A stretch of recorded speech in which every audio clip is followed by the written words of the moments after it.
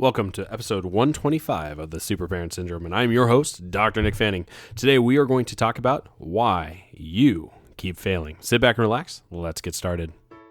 Parenting in the 21st century is ever evolving, and while you balance work, kids, and your sanity, it's easy to feel discouraged. Welcome to the Super Parent Syndrome with your host, Dr. Nick Fanning. Like, seriously, isn't it frustrating? I mean, it's one of those things where it's like you try and you try and you try again, and yet it's like hitting your head against the wall constantly, year after year, during resolutions, or you have this event that happens and you decide, okay, this is the time. This is when I change my life. I'm serious this time. I've said those things hundreds of times. I mean, I can tell you this. I've had an entire folder on my computer comprised of before photos. I've looked at my bank account many times in frustration and wondering, when will this end? When will abundance finally hit me? When will I actually start to do it right? Where's the book? Where can it teach me? And I can tell you this is that you cannot find a guru. You can't find a savior. You got to do it yourself. You got to figure out what it is for you. So here's the thing. Instead of year after year setting the same goal or intentions, here's the thing, 87% of everybody starts a resolution fails by, I think it's January 12th. Okay? So what are we going to do differently to actually make it stick this time? Now, here's the thing. It is not the beginning of the year. It's actually in March. First quarter is almost done. Stop trying to set time, intention, goals based on a calendar.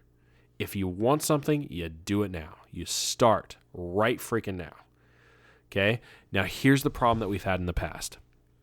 And this is the thing that's going to get you through the next speed bump that you have. You have to understand that human nature is going to do one thing to you. When we get stressed, we resort to old habits.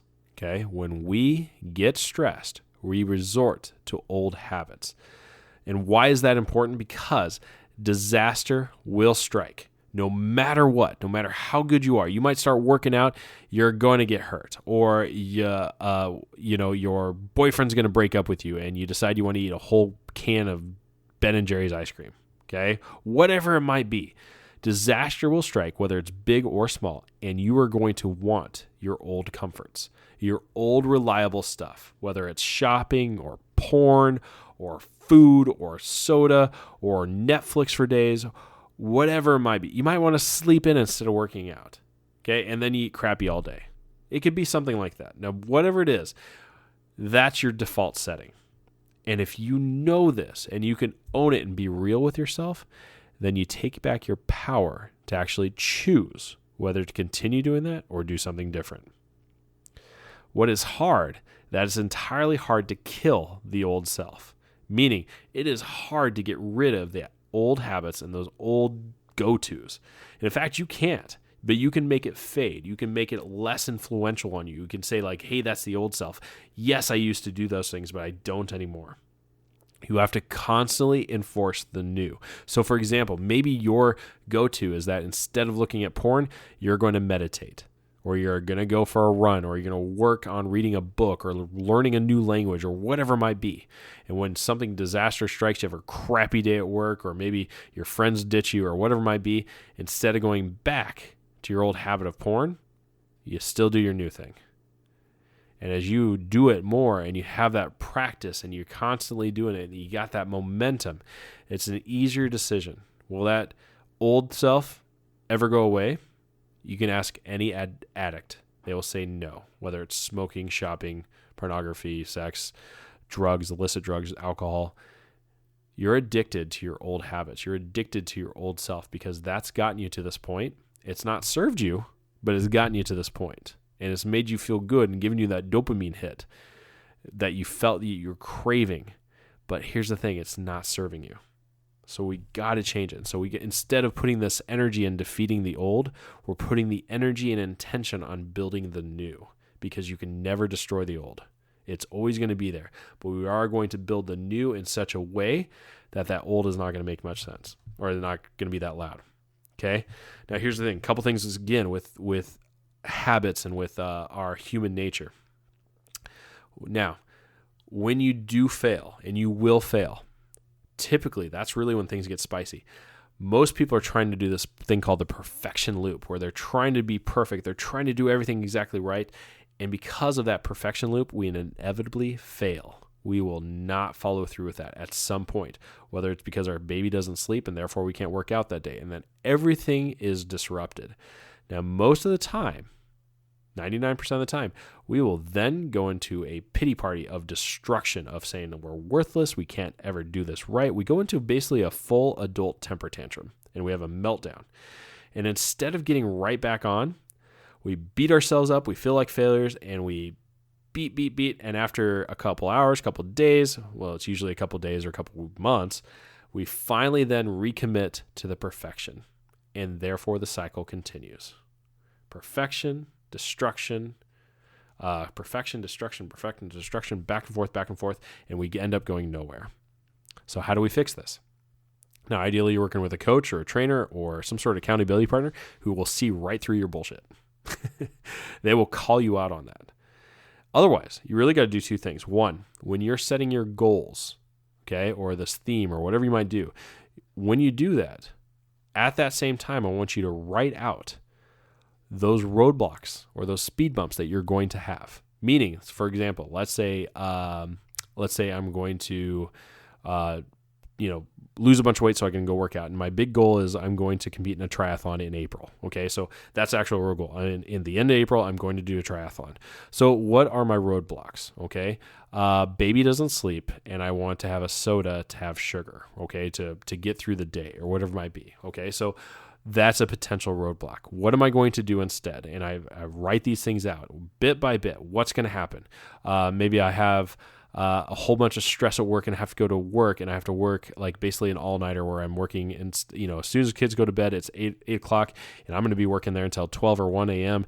doing bookwork or whatever it might be, and I'm going to be craving fatty, salty foods, and also because I'm working late, I'm not going to be able to get up early and work out. So what am I going to do in those situations? Okay. That's a big one, okay? There's going to be a whole bunch of these. And in fact, if you look at it with your body, your spirituality, your business, your relationships, if you go through and mark these down, you can clearly outline what's going to happen. It could be the fact that you might hey, I'm going to try to repair my marriage. We're sleeping in different rooms. We haven't had sex in 3 months. I haven't even gotten a kiss in 6. How are we gonna fix this? What am I gonna commit to? Okay, weekly date nights. Here's the thing. What if she doesn't want to go with you? What am I gonna do instead? Still go on the date. Okay, still have the babysitter show up. It's her choice whether she's gonna go with you or not. Okay, but the babysitter's there and you're leaving the house. Hopefully she goes with you. Things like that. You got to figure out what can you control and what are you gonna do to fix that. Okay, instead of sending the babysitter home and pouting all night, what are you gonna do? 2. You have to honor, and this is actually from my coach, Garrett J. White, you have to honor the game of expansion and realize that as you're improving and changing, that you just got to keep going. And that failure is just going to be part of the whole game. It's something you can't avoid. Eventually you're going to fail. It's whether or not you just be sold on that failure or you keep going. It's like this. Imagine you're taking a test in school and there's 100 questions. And on question number 36, it's really tough and you don't know the answer. Okay. Now, would any of us actually just stop the test and quit and throw it away and just move on?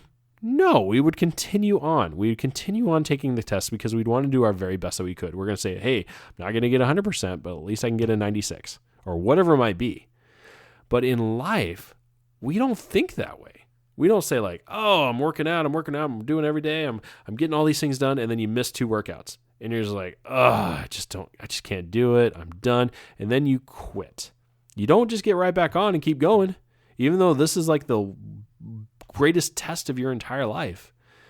You sell yourself on the failure, and then you beat yourself up. So instead, you need to focus on the game of expansion. You might say in the past, after missing 2 days of working out, I would have quit. But you know what? For me now, the new me, I'm going to work out today. I'm never going to go 3 days without working out. I'm going to make sure that I get that. And every once in a while, I'm going to have to give myself some grace. Or I'm going to have to do burpees in my office. Or I'm going to have to march in place for 30 seconds. I'm always going to get something in there. Folks, you have this power. And I want to make sure that we're done with this game of failure. I don't want to be year after year and things like that. This is why I'm going to do a daily podcast. This is why I'm going to give you this message. This is why there's a free e-newsletter where it's delivered to your email, so you get that, so you can start your day with just something that's like 10 minutes or less. It gives you a jolt of energy, it gives you a challenge, and you're going to move your life forward, and it's going to change it. That's why we call it the Daily 1% Club, because every day I'm going to focus on changing 1%. This is a big one. If you take the time to write out some of these things and figure out where your roadblocks are going to be, you're going to have the power to overcome them, and that is going to make the difference. So super parents, I'm proud of you. Thank you for joining me today. If you haven't already, make sure you head over to Pep Talks for Parents and sign up for the e-newsletter. There's going to be some more and more content here, and we're going to shake it up. Thanks so much. I'll see you next time. Thanks for listening to another episode of The Super Parent Syndrome. Please be sure to visit peptalksforparents.com for more content and our free newsletter. And remember, you are not alone.